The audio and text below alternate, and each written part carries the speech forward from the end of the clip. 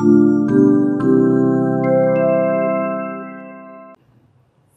semuanya, perkenalkan nama saya Bambang Hadianto. Di sini depan saya adalah USM36. Saat ini kita bisa praktek untuk menggunakan probe normal maupun di probe sudut. Dari USM36 sendiri untuk baterainya adalah 8-9 jam, dilengkapi sama memori 16 GB.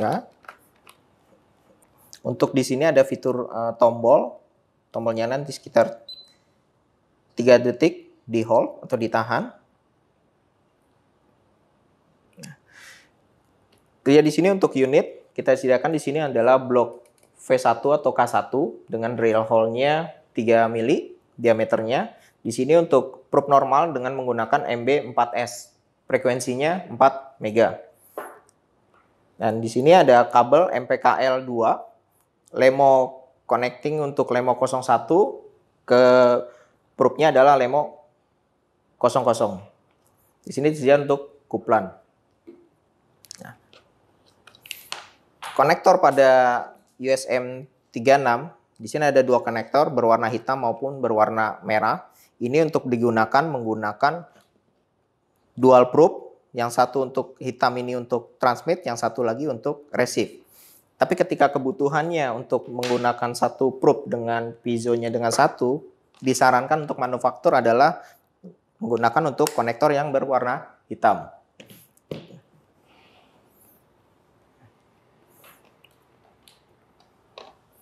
Sini untuk penggunaan dari probe normal,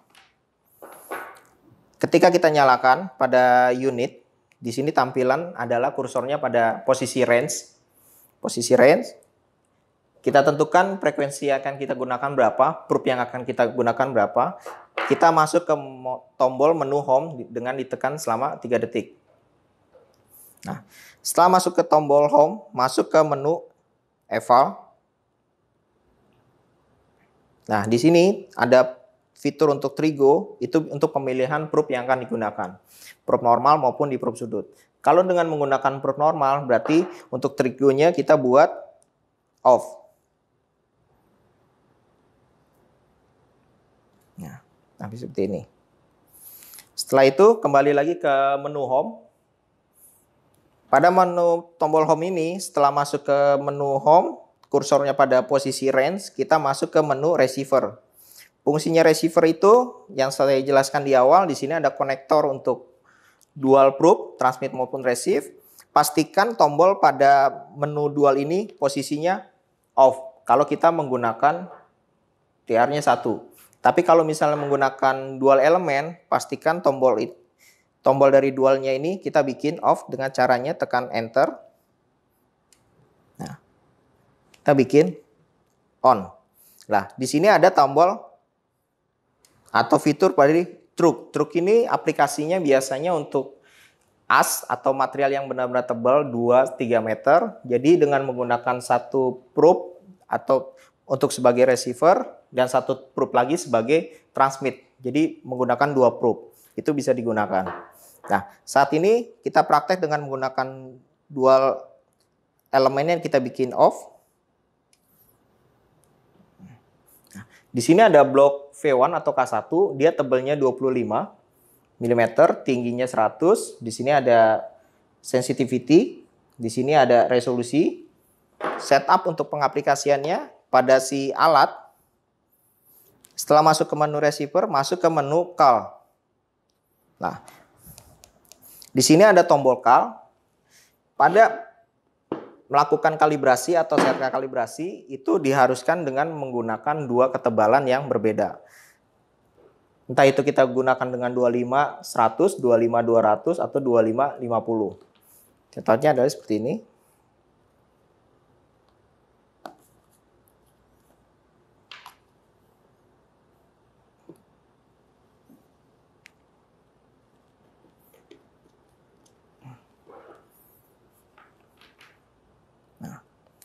Tampilan pada display akan menunjukkan fungsi dari si probe ini mengeluarkan gelombang ultrasonik. Dia menggunakan frekuensi 4 MHz, berarti 4 juta kali dalam detik.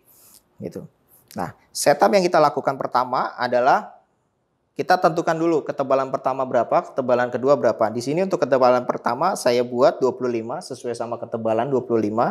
Terus untuk referensi yang kedua atau ketebalan yang kedua itu saya bikin 50. Kenapa 50? Di sini adalah nilainya 2 kali bolak-balik dari si gelombang ultrasonik.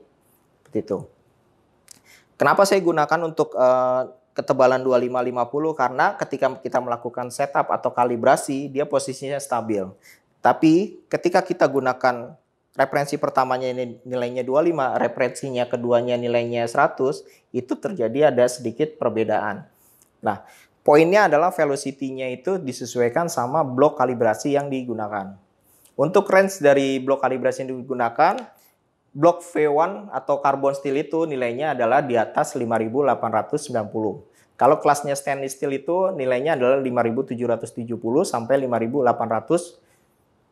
Nah, setup yang di sini.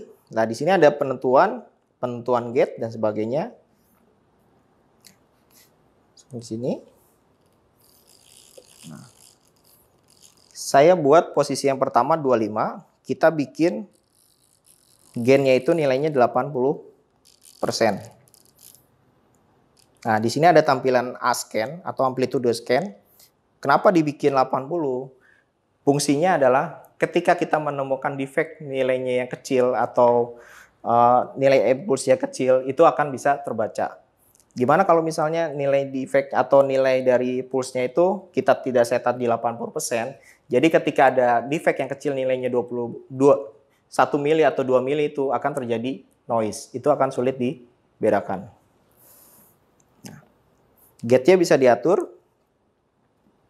Nah, di sini adalah tombol record. Tombol record ini adalah sesuai yang kita masukkan pertama. Nilainya 25 sesuai sama ketebalannya 25.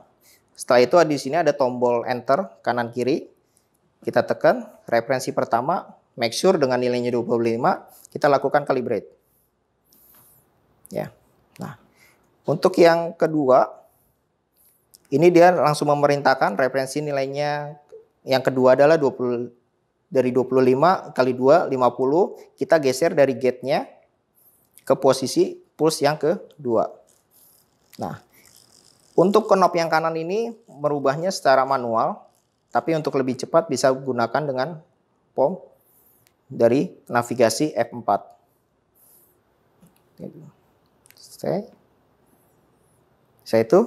Saya masuk di sini. Pastikan gate-nya itu memotong pada pulse, kita lakukan calibrate. Nah, di sini langsung terbaca auto complete calibration. Nah, velocity itu nilainya harus di bawah 6.000 atau 5.890. Mungkin itu sedikit setup untuk kalibrasi velocity pada probe normal.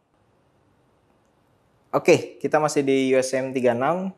Tadi kita sudah melakukan kalibrasi velocity. Selanjutnya kita akan melakukan kondisi dari si probe ini masih bagus atau tidak. Dan fungsinya adalah untuk membedakan ketika defect itu terjadi berdempetan. Seperti itu. Di sini kita lakukan, sebenarnya kita ada namanya setup resolusi atau kalibrasi resolusi. Pada blok V1 atau K1 ini ketinggiannya adalah 100. Di sini ada coakan seperti ini. Jadi tebalnya ini sekitar 85. Terus di bagian tengah ini adalah 85. Di sini adalah 91. Jadi fungsinya ini adalah untuk mengetahui ketika ada defect terjadi berdekatan. Ya. Caranya adalah memake sure pada blok kalibrasi, kita lihat di sini, ketika tanpa adanya threshold di sini, kita atur. Nah, di sini adalah backwall, nilainya 100. Langsung kita geser pada probe, pada posisi terjadi resolusi. Diwajibkan dia harus muncul 3 pulse. Nah, di sini tampil 3 pulse. Kita lihat di sini nilai yang backwall nilainya 100. Terus nilai yang kedua dia harus 91. Ini adalah posisi yang di sini 91. Dan nilai yang terakhir ini atau yang paling dekat dengan surface nilainya adalah 85. Nah, kalau probe ini sudah bisa membaca seperti ini, berarti probe ini layak bisa digunakan melakukan inspeksi. karena fungsinya untuk membedakan ketika di situ ada defect yang berdekatan. Oke, setelah itu selanjutnya adalah sensitivity, di mana fungsinya sensitivity ini adalah mengetahui defect-defect yang kecil atau cacat-cacat yang kecil. Di sini ada lubang besar dan di sini ada drill hole sekitar diameternya 3 mili. Dari drill hole ini dia diameternya 3 mili, jadi permukaan surface sama di tengahnya drill hole ini adalah nilainya 15. Nah, dari 15 ini karena dia diameternya 3 mili, jari-jari 3 mili adalah 1,5. Dari 1,5, jadi dari surface sampai ke ujung dari lubang ini dia harus membaca sekitar 13 something. Nah, selanjutnya kita cek seperti ini, tempel. Kita lihat di sini ada back wall 100 sesuai sama ketebalan. Geser ke sini. Tambahkan kuplan.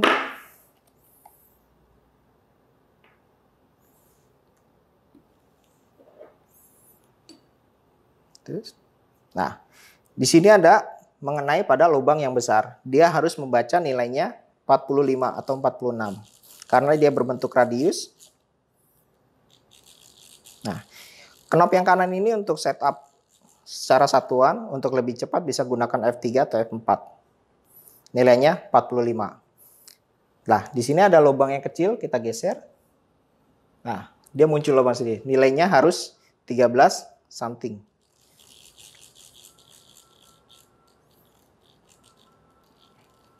Nah, sini udah tepat 13, sekian. Karena secara jari-jari dia nilainya 1,5, karena dari surface sampai ke titik lingkaran itu adalah nilai 15, karena dia diameternya 3 mili, jari-jarinya 1,5, dia harus membaca nilainya 13, sekian.